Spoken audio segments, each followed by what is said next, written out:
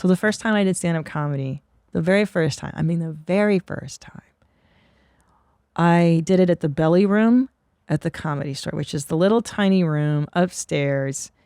And the first time I did stand-up comedy, I mean, I had diarrhea from the moment I woke up until about, and I'm not even, so I'm sitting in the green room. I was shitting in the green room. I would go up, go to the toilet, come back, sit down, go to the toilet, sit down. And Bobby Lee was there. Oh my God, I forgot this. And Bobby Lee sees me, this cute little blonde girl. I must have been 26. And he starts like talking to me, like, you know, chatting me up or whatever, which is so funny. And I was like, oh, there's that funny Asian guy from Mad TV. What the hell are you doing here? And I remember being like to Bobby, like, I gotta shit. I can't talk to you right now. I'm about to do stand-up comedy for the first time. Could you stop talking to me? And then I did my first set. God, my palms are sweating even just talking about this. I did the set. And, you know, it's like your basic first 5 minutes, like, I'm Christina, my family's Hungarian. I'm dating a Chinese guy. If we had kids, they'd be Hungarian. It's like something stupid, you know, like back then you could say jokes like that, obviously. like just horrible basic jokes. And then, but I didn't bomb. I didn't eat total shit. I did okay. And I did okay.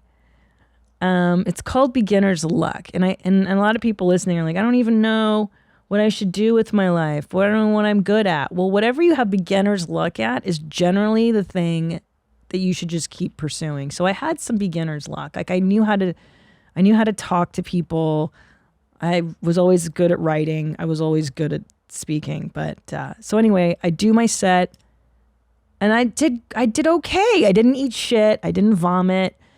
I didn't like ruin my life. And my mom, I'll never forget, what a dude. After I was done with my set, she goes, it was the weirdest thing to say. She goes, well, I don't know that. It's not that what you are saying is funny. It's like how you're saying it is funny. And I'm like, first of all, this fucking criticism, I don't even understand. Right? What a stupid criticism. But I remember being like, oh, okay, you're a hater, bro. Like you're not on my team. Got it. Like you're done. We're done here. And that's really helpful information, man, to know who's on your team and who's not on your team super early. So I was like, all right, I get it. We're not cool. And then my dad one time, this is early in my career when I was like a 6-year comic, and what happens in comedy is you start as an MC, which means you're the guy that brings up all the other comedians, right? And so about 7 year mark, I get passed at the Laugh Factory to be the MC on Friday. And that's like the Friday 8 o'clock show was just like, oh my God, the bangingest spot. Like, dude, Dane Cook could do a drop in. Like, it was like bananas. It was such a good spot. And I was so nervous and so stoked to do it. Another day of diarrhea, right? Like, I wake up, like, it's Friday. I'm going to fucking host the Laugh Factory. I'm going to shit. And I'll never forget, like, driving up to the Laugh Factory and my Volkswagen Jetta. And it smelled like crayons because like one time I got rear-ended and the trunk was still rammed open and it rained in there and it smelled like mold and crayons. And I was like chain smoking because I used to smoke back then. Of course, I had shit a bunch already on my way up to the club.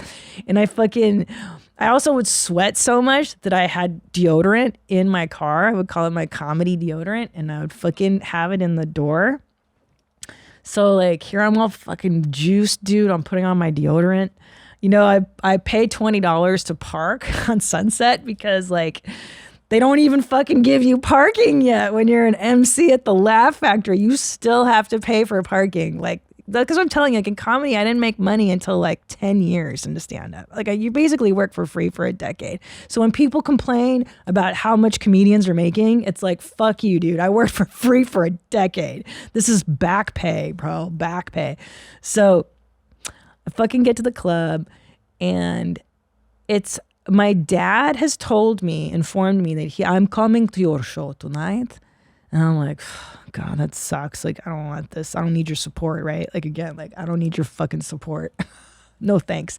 He goes, I'm coming to your show and I'm bringing the Hungarians.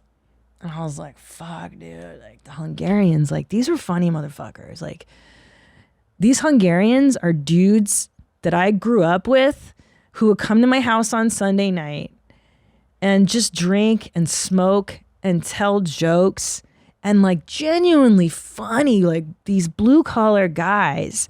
One guy was a carpenter and he was missing knuckles because he had like cut his own hand, like fingers off working and shit. And he was the funniest dude.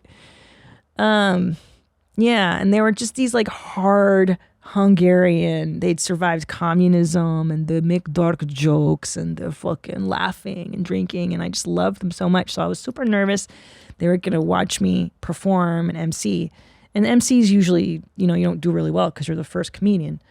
The MC usually eats shit, right? You're just there to be a placeholder until the first comic goes up or the feature act goes up.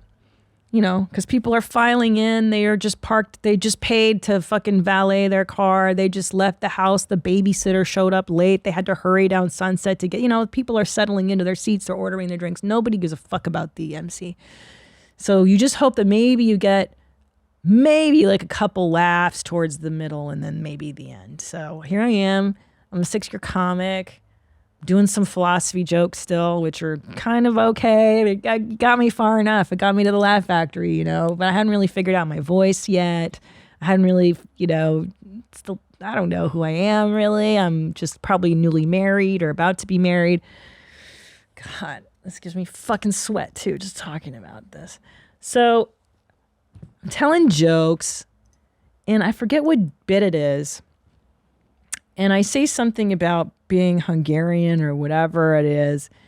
And from the back of the club, I hear, "Yeah, right." And I was like, what? I'm being heckled, dude. I'm being heckled in front of my dad and like all the Hungarians. And I'm like, who the fuck? And I look over there. It was my dad.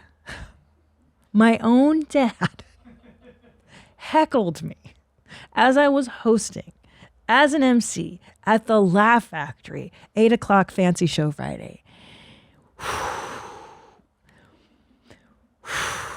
So I was like, what the?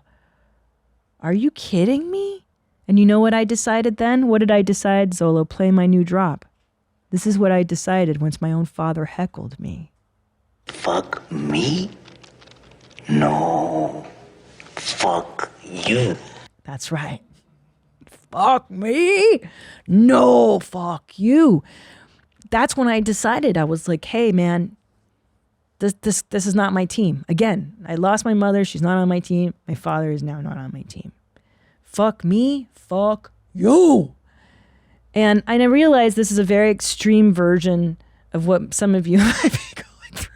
I don't know if your parents ever heckled you or this mean about it. But in subtler ways, I think people can inadvertently sabotage you, maybe out of the best of intentions. Maybe they do say things and they mean well and da-da-da. In my family's case, they did not mean that well, I don't think. But it's tough when you don't have the support and the whatever of your family. And it takes a Herculean effort, I think, to say, fuck me, no, fuck you. Did you like that highlight? I mean, how much fun was that? Why don't you watch a bunch more? We made a bunch more for you to watch. And then why don't you subscribe to my show? Subscribe to Where My Mom's At. That way, every time I drop an episode, you just get it. You don't have to think about it. And then hit the notification bell so you can get notified of all the great stuff that I make. Watch other highlight. Treat yourself. Get your life right.